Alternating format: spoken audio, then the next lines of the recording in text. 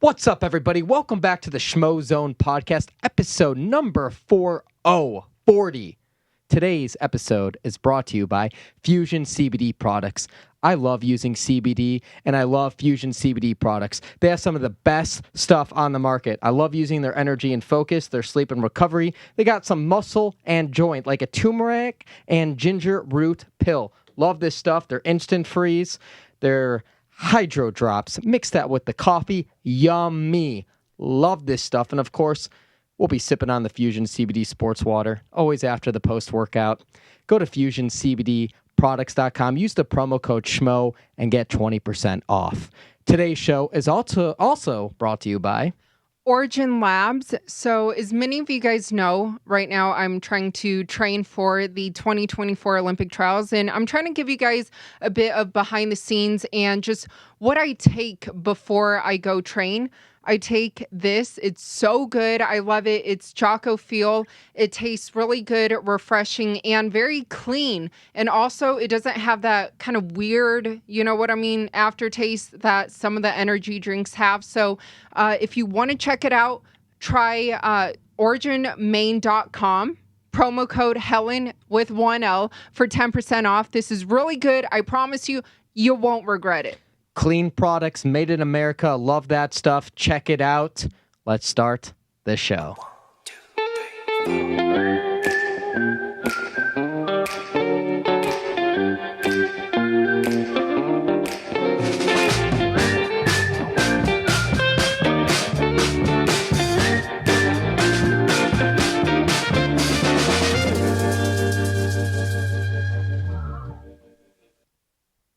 Hello there, ladies and gents. Welcome back to the Schmozone podcast, episode 40. I'm Dave Schmulenson, a.k.a. The Schmo. 大家好，我是 Helen Yee, a.k.a. Helen Yee Sports. So make sure to keep your eyes on the game. I knew you had something planned, so that's why I didn't say my co-host is. I knew you had some trick rolled up your sleeve, and of course you didn't disappoint. Here we are, episode 40. Yeah, and it was Mandarin, by the way, in case some of you guys are like, wait, what did she freaking say? She does an interview in Mandarin yesterday, so she's got it fresh on her mind. I understand. Feeling extra confident with that just because my parents watched my interview and they're like, okay, you did pretty okay. And I filmed that interview, and the translator for the UFC fighter, you say her name. Xiaonan. Yan Xiaonan. Fighting Claudia Gadelha. Right here, UFC Vegas 12 fight night, Saturday evening. He was impressed with your Chinese. He didn't need to translate. I think he was surprised you were going to be doing the interview in Chinese in the first place. Yeah, well, when I first met them, kind of behind the scenes, they thought maybe I would do it in English. And actually, I don't even think he knew I was Chinese.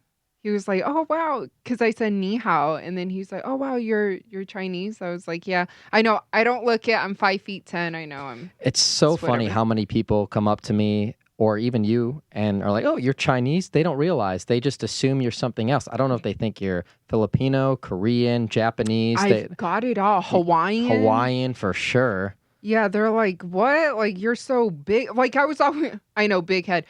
You've been the tallest one in your class since like kindergarten, which is true.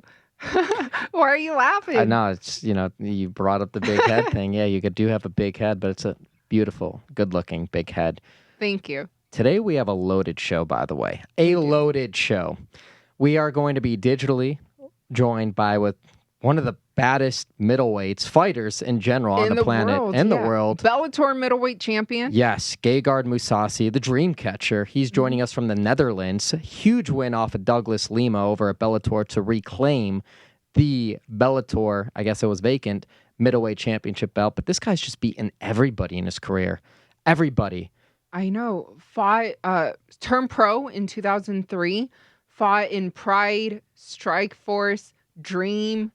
Obviously, UFC. And all the promotions he's been into, he's been a champion. And it's different weight classes, except for the UFC. Yeah. And we're going to get to this, too, when we bring him on the show. He left UFC on the win streak. And he's beaten so many great guys in the UFC. If I go down the list, he's beaten Uriah Hall. I think he beat Mark Hunt, but it wasn't in Dream. In Dream, and it wasn't even the UFC. But he's beaten so many. He beat Chris Weidman. Yeah, as well? Chris Weidman, Vitor Belfort, Oh, man. Thiago Santos, who's fighting this weekend. Yes, he beat Thiago Santos at UFC 200, I believe, who is Yes. fighting Glover He Teixeira. knocked him out first round. It's huge. So this guy's beating everybody. We're going to get his opinions on stuff. And then in studio, we have a treat. We have guys joining us from the other side of the world as well, the other side of the globe, City Kickboxing's Auckland, New Zealand, Brad Quake Riddell, and Carlos Ulberg, who's headlining Dana White's Contender Series tomorrow evening, not Tuesday night, because I guess today's a big day. It's the election here in the United States. Kind of a big day. Kind of a big day, right? But he is headlining tomorrow's Dana White's Contender Series, a light heavyweight fighter. These guys are going to be joining us in studios, and obviously we all know who their teammate is, Israel Adesanya. And you did get that interview with him after the fights last weekend, after Anderson Silva's final fight or final UFC fight. And let's get to that real quick, too. I did interview Israel, and those guys were there watching us. We did it right outside the UFC Apex. It's so funny because on camera, Israel did not want to say all the news we all found out 5 minutes later during Dana White's press conference that he would be fighting Jan Blachowicz next at light heavyweight, going for that champ, double champ square, as he calls it, status. But he wouldn't say that on camera. He said it off camera. Mm-hmm. And it's funny because I was looking at his Instagram last night, or I guess I was looking at it this morning, last night for him.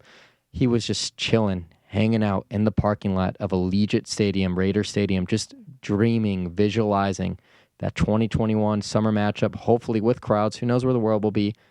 Filling out that stadium. Maybe it's against John Bones Jones. Well, I was going to bring that up. Did you tell Dana, or who was it that you said who could be headlining that first UFC fight in Raiders Stadium? 100%. And it makes so much more sense if they're going to do a stadium, the UFC, to do the Raider Stadium, to be that first event that's not a professional football or college football. UNLV football is playing there too. The first fight ever at Allegiant Stadium before going to Jerry Jones's Cowboy Stadium, because they've already had boxing fights there. We've already seen some great fights there too. Didn't they just have Errol Spence and Mikey Garcia? That fight was there. So they've done big combat sports events there too. Be the first one to headline Allegiant Stadium here in Las Vegas. Well, do you think it would be Israel versus John Jones? I mean, not trying to look ahead, because Jan Blachowicz, that's a tough opponent. I think you can never look past the Polish power. I mean, obviously, Israel's going to have a huge speed advantage, but all it's going to take is one shot, one piece that connects right there to the jaw, to the temple. Anywhere where he could connect, slow him down, will change the fight. And who knows if he can. But if he does, it can change everything. I think John Jones is going to have at least one fight at heavyweight, right? He's been showing all the deadlifts, the squats. He's going to have to do one at least at heavyweight. I'm just wondering, when is he going to make that heavyweight debut? I think a lot's going to depend on what we see with Stipe Miocic and Francis Ngannou when that fight's going to be finalized. 2021, Yeah. hopefully. Yeah, first quarter. Maybe it's March. I don't think it's going to be sooner than March. At the latest, I think it would be is April. Francis initially told you he was ready to fight next month. Yeah, he was ready to do the December pay-per-view card. Yeah. It was at 256, but obviously that's not happening. Real quick, though, I did want to say this, too, because obviously I got ripped on by a lot of Khabib fans about what I said last week, and it's totally fine. I mean, everyone has their opinion. I respect everything. I said that Khabib Nurmagomedov right now deserves to be the pound-for-pound best fighter in the world. He is, no questions asked. How he's dominating his opponents, no question about it. But the recency bias of claiming that he's the GOAT, that he's the greatest of all time, just surpassing everything John Jones has done with his resume, I said, no, not so fast. And Dana White said the exact same thing in the post-fight press conference. Almost so I just verbatim. Want to say, so it is what it is. And look, hey, Khabib can still come back, right? 30-0. Can make it happen. All right, now we are being joined by one of the greatest MMA fighters on the planet, 47 career victories, Gegard Mousasi, joining us from the Netherlands. How are you, man? I'm good. Thanks for having me. We appreciate you coming on. Huge victory off of Douglas Lima. Douglas Lima, as I know you brought up in your post-fight press conference, in his prime, coming up, being the champ at welterweight, coming up to fight you at middleweight. Look, man, you fought so many great people. We previewed that earlier on in the show. Yeah. Where does he rank in the all-time list of all the fighters that you've gone up against? I beat some guys, but maybe they were not in their prime. So I would say the top three. I would rate him in the top three. If he's rated in the top three, curious to know who is number two or number one. Well, I beat Jack Ray when he was young. When I beat him, when I won the first time. I think Shemilenko is a tough guy. Yeah, I had a really tough fight in that fight. So I would top. There's so many guys, but I would top. I would put them in the top three of tough opponents. Excellent, excellent. So look, we also talked about this. It's when you left the UFC, it was the only organization you've ever been in where you haven't been a champion, where you've never held the gold strap, and you left on a winning streak. And now we're seeing a lot of top UFC fighters like the Rory McDonalds, the Corey Andersons, they've left for Bellator, and they've left not necessarily on a winning streak like you, but what does that have to say, though, about the top level and the top talent in an organization like Bellator, about a one championship outside of the UFC?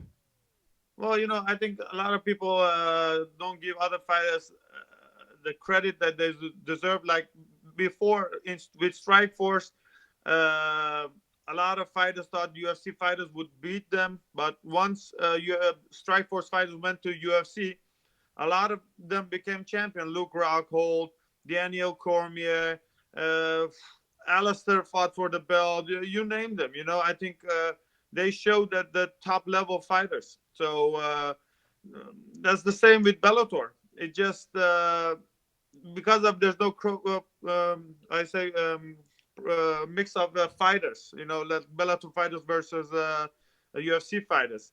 So I don't think though Chandler is gone there. So we just have to wait and see how well he will do. But I wouldn't say we're coming short on the top level fighters.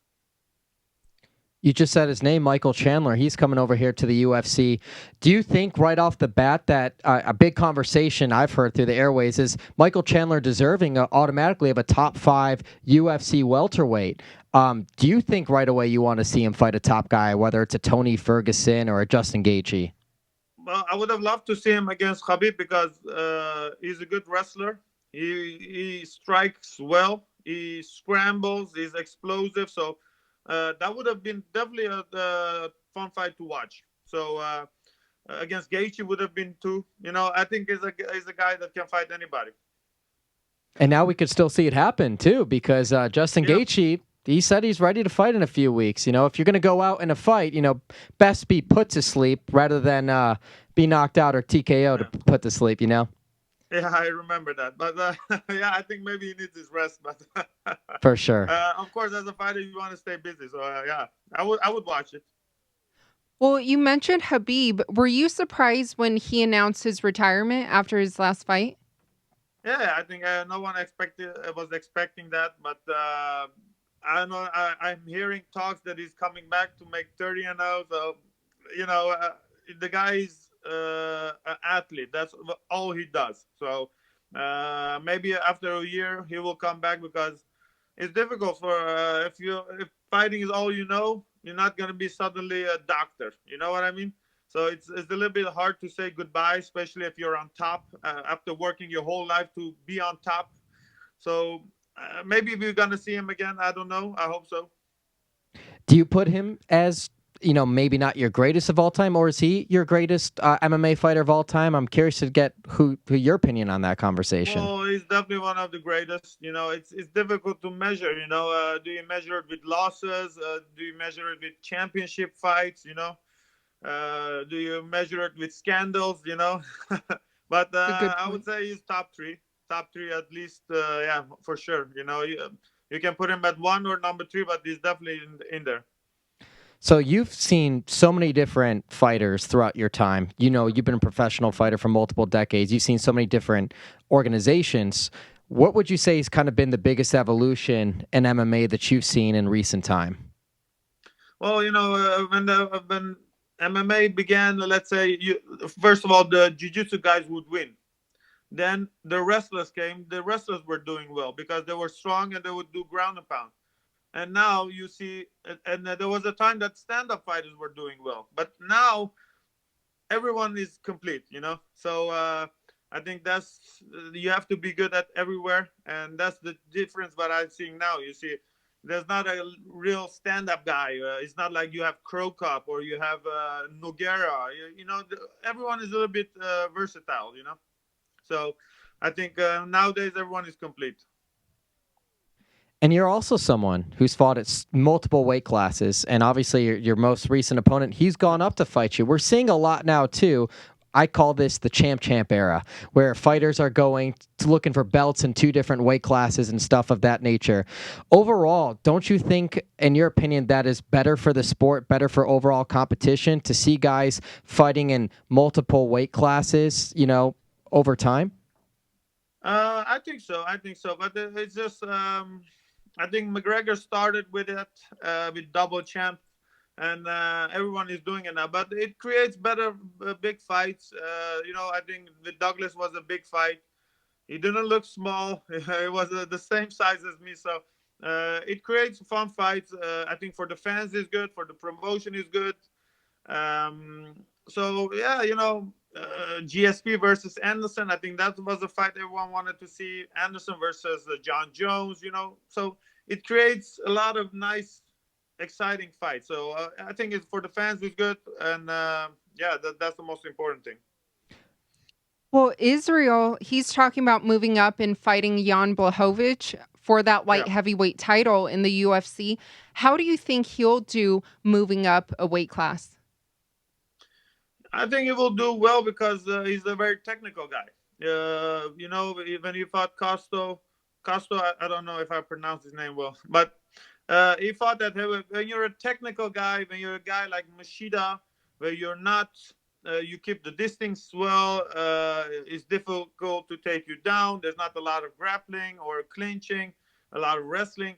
If you're technically well sounded, you can go up and be successful. You know what I mean? But if you have it from your power, from your strength, and then moving up, it will be more difficult. So I think you can be successful also at light heavyweight.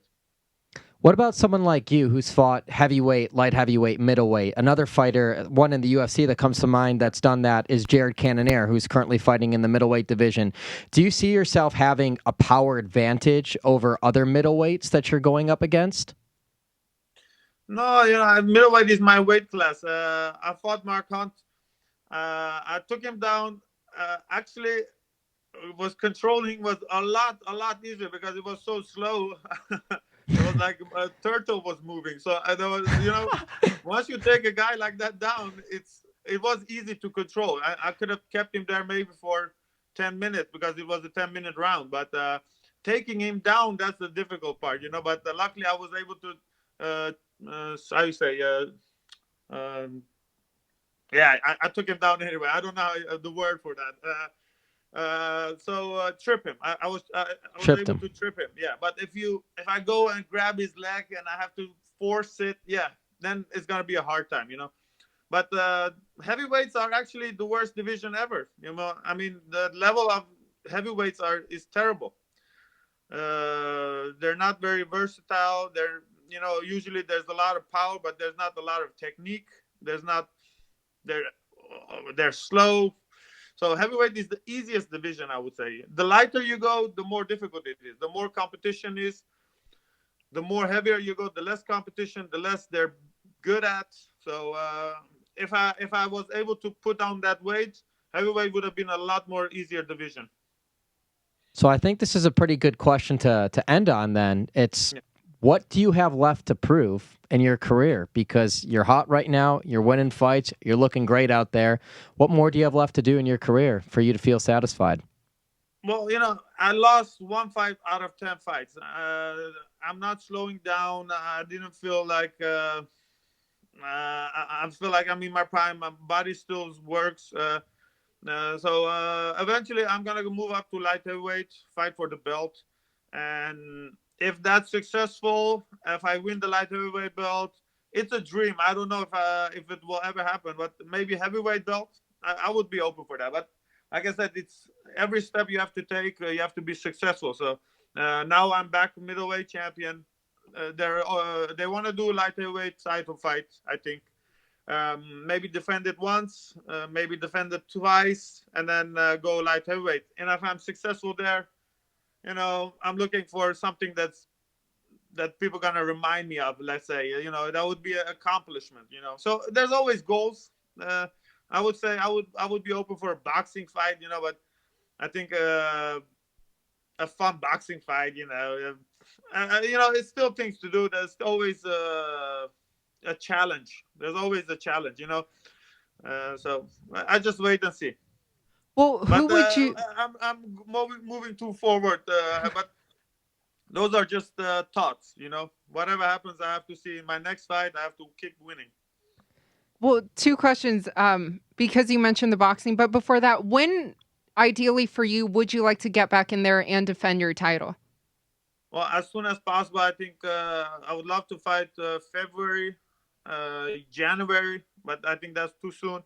But I'm gonna rest a week or two, and then we talk with Scott, and then hopefully defend it soon, and then look at light heavyweight next year maybe. And you also mentioned fun boxing fight. Who would you want to box? Like who would be fun for you? I think who would I like to fight? I don't know the names actually. I would fight light heavyweight. I think I looked up, but I don't know. They're working with Showtime. I'm open to anything. Maybe a older fighter. Maybe Evander Holyfield. No, just kidding. Legacy fight. Well, they are having Mike Tyson. Yeah, they are having Mike Tyson, Roy Jones Jr. I guess last question then. Last question. I know we said that before. It's would you then want to finish out your career? Because you talked about the light heavyweight belt in Bellator. Yeah. I signed the eight fights contract. I'm not gonna go anywhere. I'm not planning to go anywhere. And then so there's a lot of things I can achieve before I can go. Fun fights. And then it's retirement. I'm not gonna go more than 8. That I can promise you. I'm not gonna be 40 and fighting. That's one thing for sure. We totally understand. We really appreciate your time. Thanks for hopping into the Schmozone podcast. Gegard Mousasi, everybody. Thank you guys. Thanks for having me. Of course. Take care. Thank you. Bye-bye. There he is. Wow, I didn't expect the whole Mark Hunt thing to go down like that. That was pretty funny. And even boxing. That's awesome. But he didn't have a name to call out. I know. Well, next time when we do interview him, I will throw some names out at him and see what'll stick. Of course, he didn't have anything negative to say about Izzy. He only positive things to say about the champ. Fighter. Great fighter. And on that note, I think it'd be a pretty good time to bring in our in-studio guest for today's show. We got Brad, Quake, Riddell, and Carlos. Oos Juice. Ulberg. Fighting tomorrow night on Dana White's Contender Series. Normally Tuesday nights, but they're Wednesday. What's up, Brad? Got your seat right here. Nice jersey. Nice jersey. Right. It's good. I love it, man. I act like I am.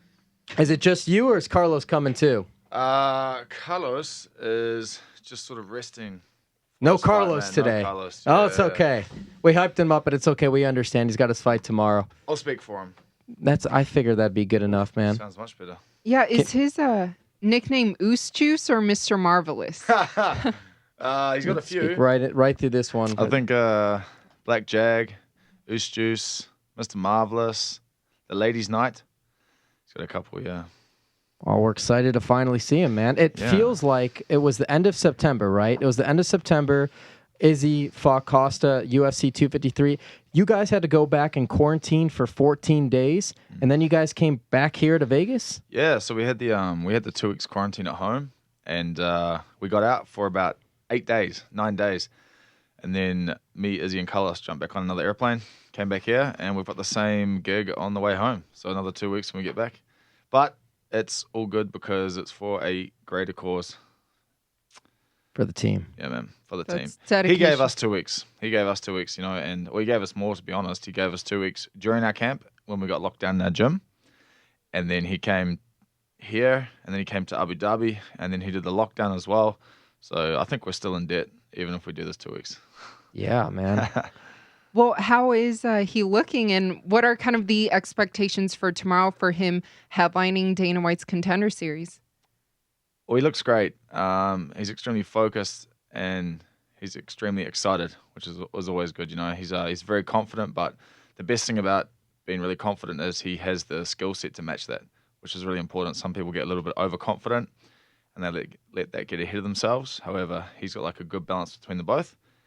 And, you know, he's not super experienced in MMA. However, he's definitely ready for this and definitely ready to come to the UFC, you know. When I interviewed as the Schmo Israel outside of the fight night, Anderson Silva's last fight the other night, he mentioned how Carlos would get him. He would be able to clip him in sparring and stuff like that. Yeah. So, I mean, high expectations, you think, right? Yeah. Like if someone like Israel, he's sort of like the lead horse skill-wise in our gym, you know. You definitely can't deny that. And, yeah, I've watched it myself. Carlos does tag him and does keep him honest.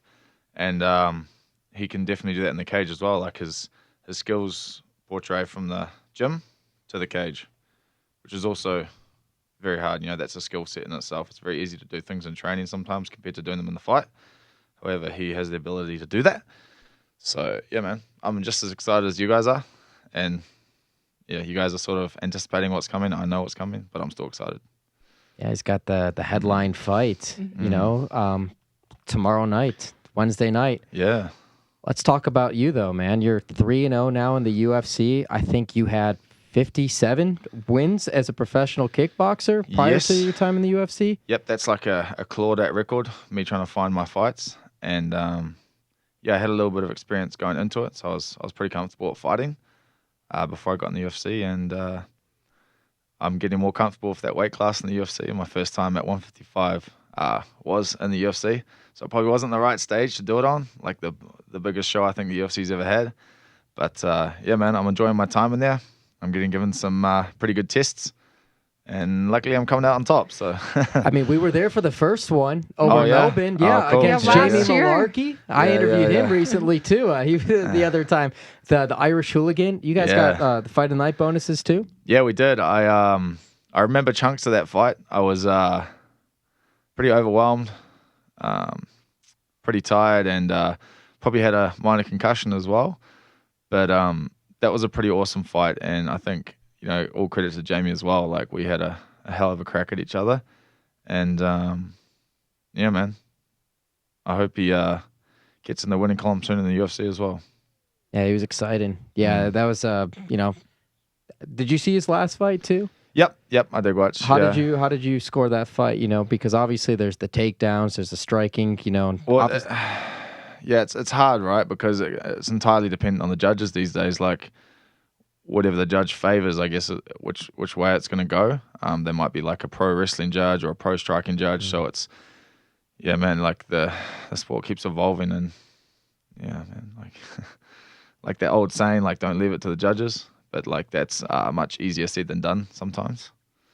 Isn't it crazy to think, though, that a little over 1 year ago, your UFC debut in Australia, there were almost 60,000 fans, right? Yeah, that was mental. I've been to some big crowds before, maybe like 10,000 in China. So that was overwhelming at the time, and I thought I was like, oh nah, 60,000. I've done some big crowds. I'll be cool. And then I was standing in that little tent before I walked out, and you sort of had to walk out a little bit to wait in that tent so I could see around. And I was like, oh shit, there's a lot of people here, and then sort of forgot about it. And it was quite electrifying walking out, because I played like AC/DC, which is like their home band, and yeah, the reception was pretty cool. It's fascinating that a year later, then we go to whether we're here at the Apex or where we're fighting you're fighting in Abu Dhabi in that bubble. There's literally like a handful of people there in attendance for 60,000 a year later. Huge difference. Massive difference. Probably quite shocking if you haven't seen it before, right? If you just turned up and you've never fought like that, and you sort of walk out and it's dead silent, you'd be like, oh, this is a bit weird. I was lucky enough to go with Alex beforehand, so I was like ready for what was coming. But I think it maybe caught Alex a little bit off guard when his first 2 rounds were a little bit of a slower start. Not taking anything away from Max. Max adjusted in that fight amazingly. But yeah, I was a little bit prepped for that silence, that sort of gladiator feel. Like it's very raw. You can hear everything. You can hear all the punches. You can hear the guy breathing. You can hear them like stepping on the cage, like boom, each step. And yeah, it's quite buzzy.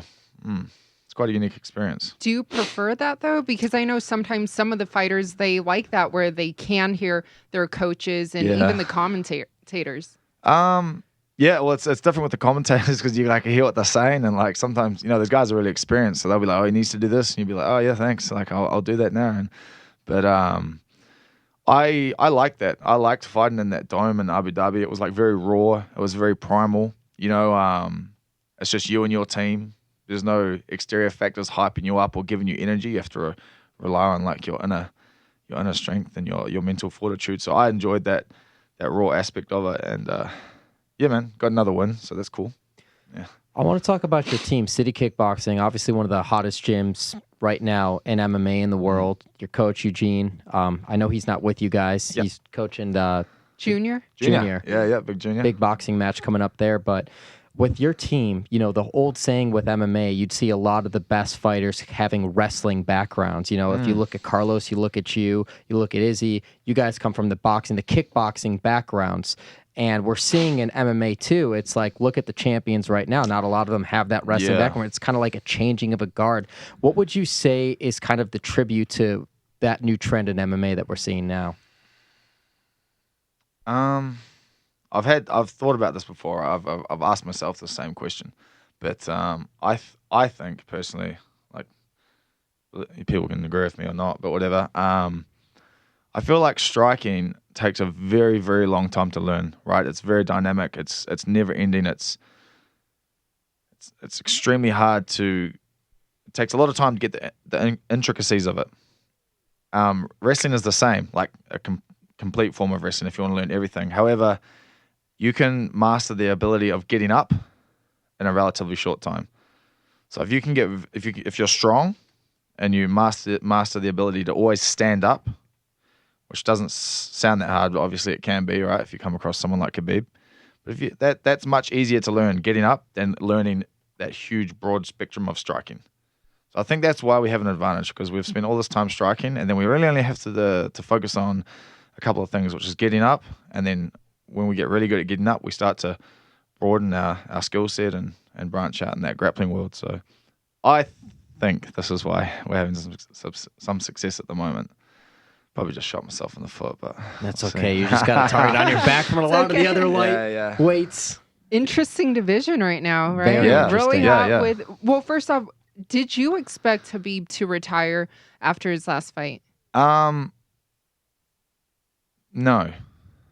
I thought he would maybe chase 30, but you could kind of see his energy that week, that you kind of felt like he was like, yeah, I've got to the end of my road, maybe mentally, and I think he had a relatively hard weight card, and you never know, like all those emotions could have built up and hit him at the end of that fight, and he might go away and rethink it and maybe chase that 30-0. But he was very, very close to his dad, and his dad was a huge part of his career. So yeah, that might be it for him, which is that man deserves it. That guy was a monster, one of the best that we've ever seen, and So as someone competing in that division, getting victories, climbing the ranks, how do you want to see this title picture play out? If there is a vacant title, if there is such a thing, who do you want to see fight for the top? We'll get to your teammate Dan Hooker in 2 seconds if we don't get to him right now. Yeah, man. Like everyone keeps posting that top 5, right? And it's a crazy picture to look at. There's just killers in there. McGregor can get out of there. That guy's. I feel like he's had his chances and he's blown them, and I don't feel like he's a good role model for the sport, to be honest. So I eliminate him from that picture, and those other 5, like any of those versus each other is an amazing fight. Like I'm not gonna. But don't you see, because of what he's done, I guess, for the sport in terms of eyeballs and viewership, he's going to get 100%, his opportunity. 100%. I agree with you. That's definitely going to happen.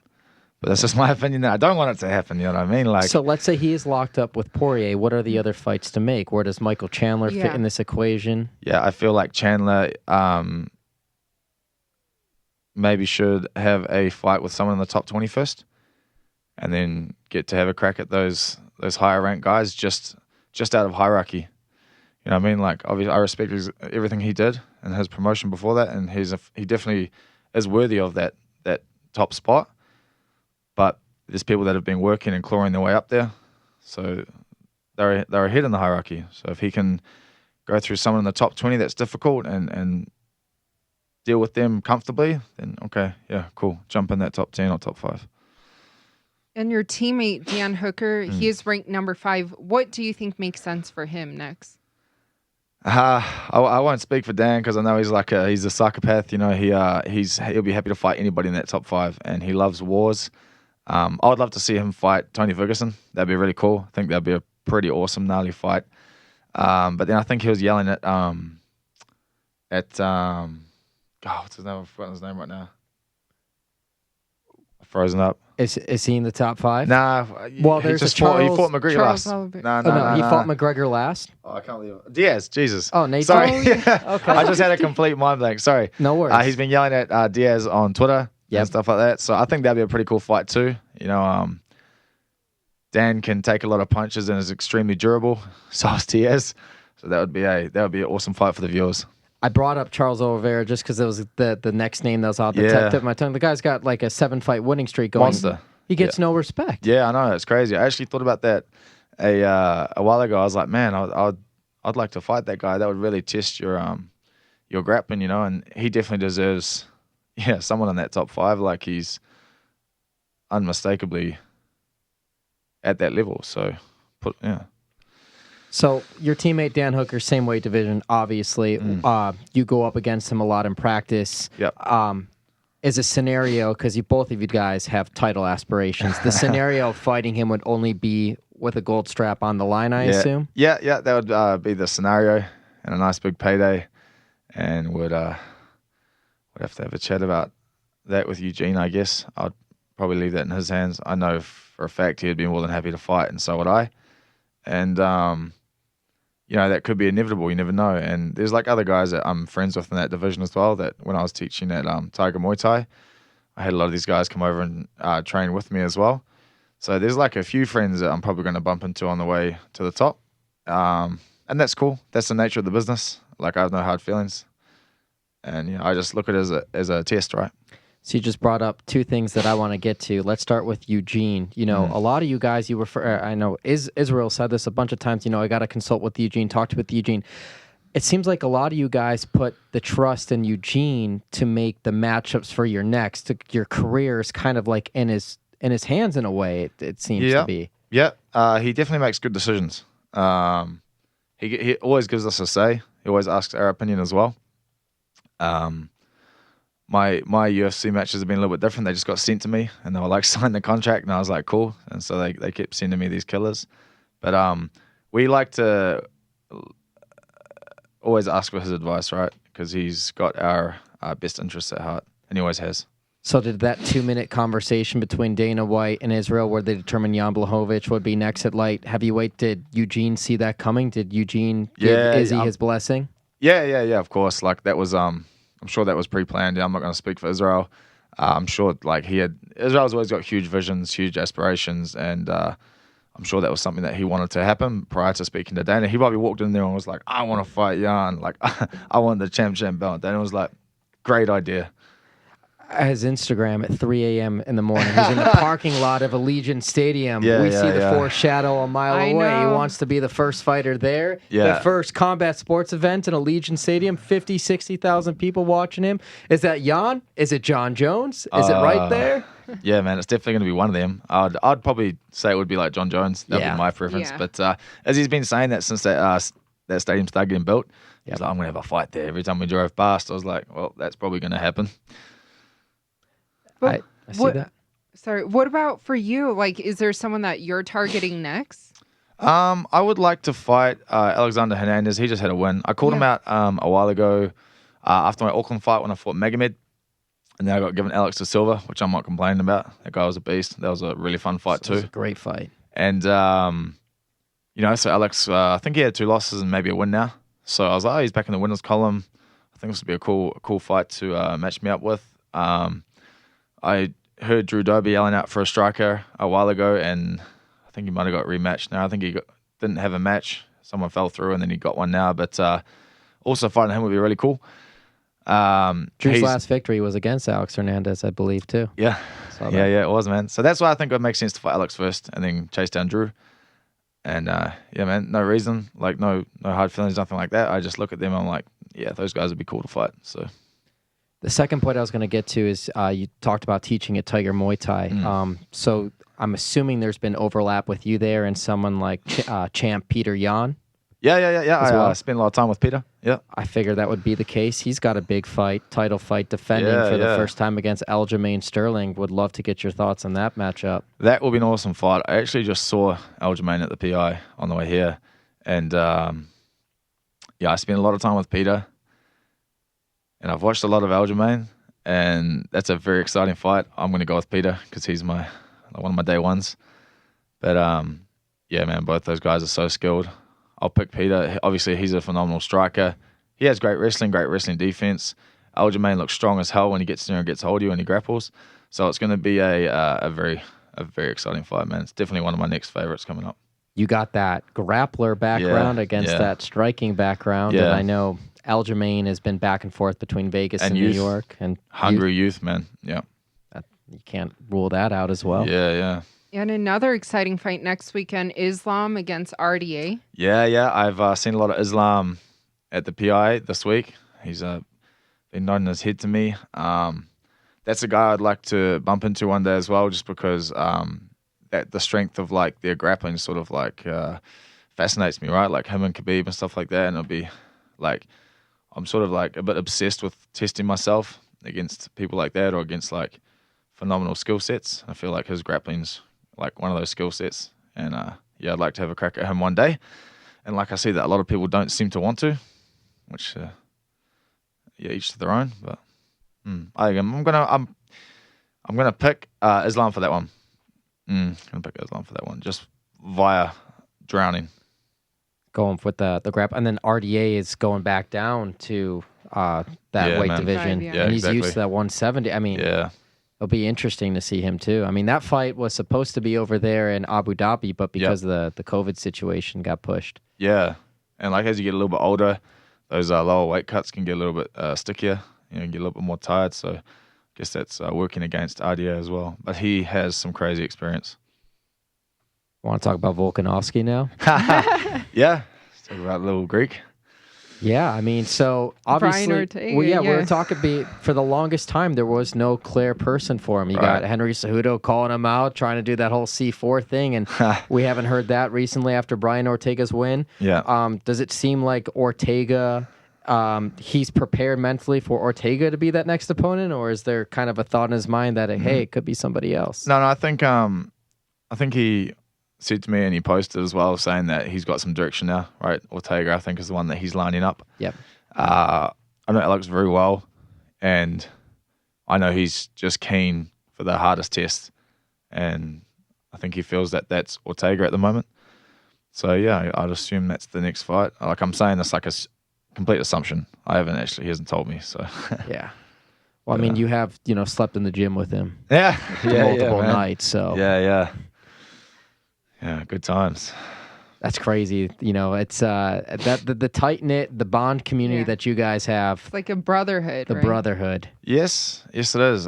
We do spend a lot of time with each other prior to staying in the gym, and so it was pretty normal staying in the gym with each other. I knew it was coming. I knew it was coming because during the first lockdown, when the first wave of COVID came, he was like, "Get ready to bring your shit to the gym, bring a mattress." And I was like, he's joking, eh? Like, but then the fight, I was going to try jump on the same card as Hooker and Poirier, but then I got an injury. And then again, the COVID came around and my phone rang and I was like, I know what's coming, eh? And I just pushed speaker and he's like, pack your shit, get your mattress. He's like, you got to be in the gym this afternoon. I was like, oh, cool. But then like heaps of people turned up and I was like, this is pretty fun. So pretty fun. you did bring a mattress. Oh yeah, we had to bring everything. Yeah. So I took my mattress off the spare bed, chucked it in the car. All my mates did, to be honest, and then man, turned up all my gear, all my training gear, cooking gear, Toothbrush. everything, man. We lived there for 2 weeks. It was cool. We thought we might be there for 4 days or something like that, and then on the 4th day they re-announced that they were like extension 12 days, and we're all like, all good. Something behind the scenes that I'm sure a lot of our listeners don't know as well is that going over to UFC 253, where you and Izzy both fought, you guys flew from your neck of the woods over here to Vegas. You stayed here for a few days and then went all the way back to Abu Dhabi. So you had to adjust to 2 different time zones, 2 different time frames. Yeah. What the heck was that like, man? Because you had it worse than most people. Yeah, I'm not gonna like upplay it. I don't think it was too bad. You just like have like a pocket of melatonin on standby. Okay. Try like do like a little bit of research ahead, like suss out the time zones, like try mull it in with the flight. You know what I mean? Stay awake, go to sleep when you're supposed to. We got on schedule pretty good. I can't speak for Iz. You know, he's like up at 4 a.m. dancing in his room and stuff like that. Like I don't know if he slept or did sleep or not, but it wasn't too bad, to be honest, man. And that flight to Abu Dhabi, you guys were on our same plane as us, right? Yeah. Like it's so long, you can sort of like suss out what your sleep patterns and stuff like that. And I mean, we flew pretty luxurious, so I was pretty grateful for that. So it was much easier to get ready. It's nice to have that chartered plane. We Yeah, might not man. have been on the same And the one. food there. Were we on the same Yeah. one going there? Oh, actually, we Yeah, were. yeah, we were yeah, on the yeah. same one Yeah, going and there And coming going back, back. yeah. And then we went back to Abu Dhabi. Oh, did you? Yeah, we did Yeah. for the Khabib Yeah, and the Ortega fight. Right. And then we came back here. So we've been back here for about a week and 3 days. So it was much easier adjusting the second time than the first time. Yeah. Wasn't bad. It's a cool place to stay, though, eh? The win. Oh, it was not the win, sorry, the W. I thought it was like a really good setup over there. It's like all very safe. Like there's good food, plenty of space to train. You can go 100%. outside. Yeah. Like out of the situation in the world at the moment, I think like they've done the best that they could. Oh Yeah, we stayed definitely. over at the Crown, but regardless, we're walking distance, 10 Yeah. minutes, and I've said this a bunch of times, and Helen knows this too. It's literally the closest thing we have to normalcy prior to the pandemic being Yeah. in that bubble. Yeah, it was awesome, man. I had a great time. But you haven't fought here in Las Vegas yet. Not yet, eh? Is this, Not yet. a destination that Yeah. you'd like to fight at? Yeah, I think that was Sean Shelby's plan. But then I ended up in Abu Dhabi with Izzy and stuff. So I'm assuming next one coming, unless Fight Island's still going, I'll be here. I really want to try a gun and get onto that McGregor undercard. I think that'd be pretty cool. January 23rd. Yeah, man, that's a good date for me. We you know? still don't know exactly if it's going to be here in Vegas or if that might be the first one to kick off in Abu Dhabi. Oh, yeah. I'm not fussed either way. I'm just keen to have a fight, and that's a really good time for me. Like, I've had a bit of a break now, and then when I get back, do this 2 weeks, jump back into the gym, fight again into January, jump on Izzy's card again in March, just planning out my life. Oh, yeah. So Izzy's card in March. All right. Yeah, I think so, maybe. Yeah, But, it sounds I think about that's what right. Jan was saying, yeah. That seems like it'd be the right one. I think I saw that on his tweet or his Instagram or something like that. He was saying I'd like to fight Izzy Yeah. in March. Mm-hmm. Yeah. It was. Yeah, I wasn't giving away a date there. I was No, just we're He's not. like, let me take I my just words have been back. off social media for yeah. 24 hours because of this election here in the United States. Yep, So yep. I've actually been off of it. I haven't been paying attention to it. I figured this would be the best time. I'm just asking for that. Yeah. But I'm also curious to get your thoughts too because this has been blown out of proportion to an extent. But obviously the cage here at the apex is slightly smaller by 5 feet than the one over in Abu Dhabi. If that makes any difference whatsoever to you guys. Yes, I think it would make a difference to some people, depending on the way you fight and the way you move. Smaller cage obviously favors wrestlers and stuff like that, and people that like the wall. We aren't so much on that team, so we like the space to move, but we can definitely adapt. Definitely helped Curtis Blades against Volkov. Yeah. Oh, yeah. Definitely. Yeah, just able to do all of that kind of stuff. So, look, I guess we'll end the show on kind of just a couple of quick predictions out of you, man. I mean, why not just have these? So, Israel gets through Jan. If he gets through Jan, Win. John Jones is the next fight.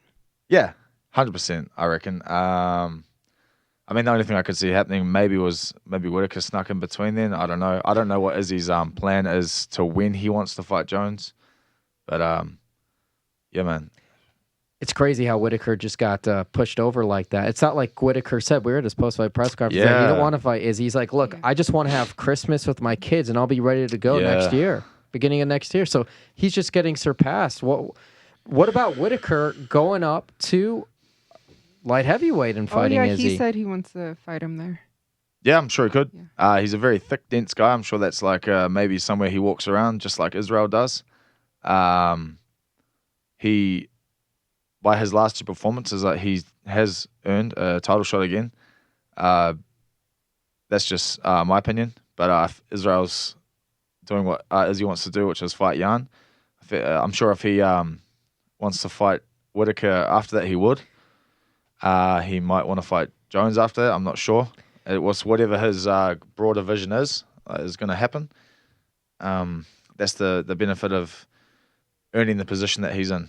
He's earned the right to choose, and it's not like people you can say he chooses easier routes, chooses the hardest opponents that he can, and he must feel that Jan's the hardest opponent. And obviously, being a champ is very appealing.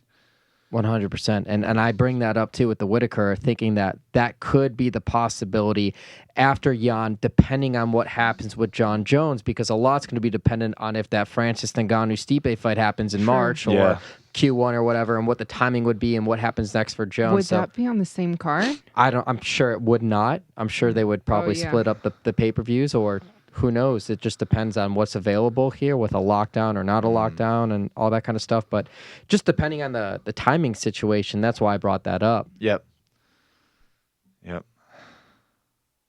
I'm not sure, man. I'm just... That's okay. Yeah. That's okay. Any final message you want to get out to your fans? The Quake nickname, I'm sure that's got some great backstory. Yep, that does have a bit of a backstory. Just to wrap it up quick, it was just my city had a lot of earthquakes a few years back. Christchurch got pretty wrecked and pretty leveled by it. And if it wasn't for those earthquakes, I don't think I would be in the position I am today. So I lost my job and I got moved to Auckland. And then in Auckland, I discovered my kickboxing gym, Liga. And they really built me into a very, very good kickboxer and Muay Thai fighter. And then from there, I met Eugene. And then I went to Tiger. And I got introduced to MMA. I went back to Auckland and got built into the UFC fighter I am. And so I guess the root of that is those earthquakes. Because if those earthquakes didn't happen, I think I would have stayed in Christchurch and kept doing what I was doing because I was enjoying that at the time, and just life would have panned out a very different way. Well, if those quakes never happened, what would you have wanted to be? I would have aspired to be what I am today, but I don't think I would have realized the amount of work it would have taken to get here. I think I would have, I don't think I would have bumped into the people I did, see work ethics that I had to see to realize, what I had to do to get to where I am. So I think my city's a very different city. It's like it's like a lot of trade work and stuff like that, and fighting's not very big down there. It's a very, very small sport. Not a lot of MMA. There's a little bit of kickboxing, but the real fight scene is in Auckland. And I didn't like Auckland when I was in Christchurch, right? Everyone just wrote that city off as like, Auckland sucks. So I don't think I would have ever ended up there. Maybe for like the odd local fight or two, but I don't think I would ever move there. New Zealand as a country as a whole is on our bucket list. Auckland being the city, I assume. You guys got to go. We will. I mean, we're just waiting for the world to become more normal again, where we can make that happen. Camper van from the top to the bottom. It'll be a hell of an experience. Yeah. It's on the bucket list. We'll make it happen. Well, we really appreciate you hopping on the Schmozone podcast. No, I appreciate you guys having me on. I was loving the other night when you interviewed Israel, and I didn't know about the persona, and then I was like, oh shit. Wait, you didn't know? No, I knew who you were, but I didn't know that. You never seen it up close. No. What did you think? I loved it. I was stood there smiling. I started videoing, and I was like, oh man, this is pretty cool. And then I was asking Jeff, I was like, is he like that on the podcast? And he's like, nah, he's just his normal self on the podcast. I was like, cool. That's all good. We'll make it happen for the next fight. We'll do a Schmo in the pro. Yeah, I love it. I love the outfit, everything. My partner loves it too. She loves the dress and everything like that. She's man. She just thought it was awesome. Thank you, man. Just Yeah. want to do something a little different to Yeah. break up the monotony Nah, I of loved the it, same man. It was shit. cool as. This is his alter ego. Yeah. The other way around. But yeah, it works out either way. No, it's perfect. You know, we did introduce Carlos to the guest. So if you're listening to this, I'm sorry. Watch him Yeah. tomorrow night. Watch him tomorrow, and then he'll come on this, I'm sure, next time. Yeah, we'll make it happen. He's just very tunnel vision and focused at the moment. I figured Yeah, that it was yeah. wishful thinking when I was texting Yeah. with Jeff. I'm like, I didn't expect that. I was just expecting you for the Yeah. past 48 hours. But Damn, hey, Jeff. Blame it on Jeff. always he dropped the berries and embedded as well. So Yeah. Oh, it was. it was a little inside stuff. Episode 40 of the Schmozone podcast. We are out.